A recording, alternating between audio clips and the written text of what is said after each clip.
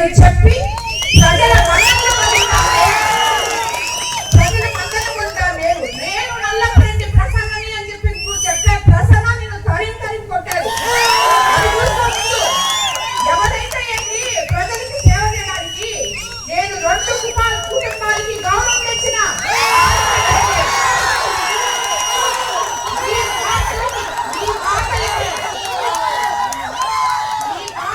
ఎంత పోతామనుకుంటున్నారేమో మీరు.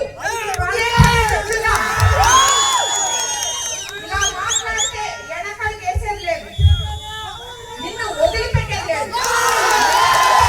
నువ్వు చేసిన అవినీతి అంతా ఇంకా కాదు, ముందు దాని గురించి చూసుకో. నువ్వు ఏమేం చేస్తున్నావో ఏమేం తప్పులు చేస్తున్నావో చూసుకో.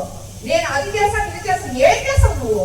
చేసినప్పుడల్లా ప్రతి దాంట్లో నీ కమిషన్ కోసం చేసావు. నువ్వు ఎప్పుడు చేర్చుకుంటావు మమ్మల్ని? మేము ఫోన్ పే కొట్టలేకపోతున్నావు, మమ్మల్ని చేర్చుకోవడం వెళ్తున్నాను. ఇన్ని నీ వెనకాల పెట్టుకొని నీకు ఎక్కడ హక్కు ఉంది మహిళల గురించి మాట్లాడడానికి? ఏమైనా బుద్ధిగా ఒకసారి చెప్పాను అర్థం కదా?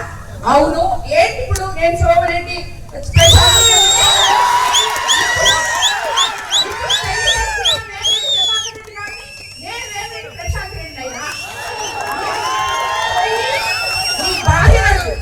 నిన్ను పెళ్లి చేసుకున్న తర్వాత నల్లపరెడ్డి గీత అయిందా లేకపోతే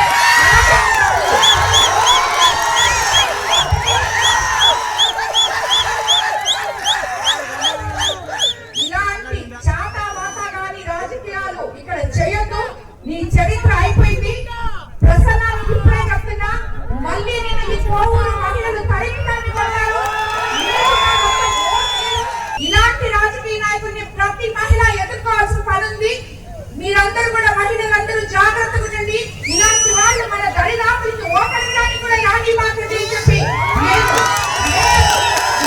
రాజకీయ నాయకుడైతే మహిళను విమర్శిస్తారో ఆ రాజకీయ నాయకుడికి ఓటు హక్కు లేదు, ఓటు అడిగే హక్కు లేదు మహిళని.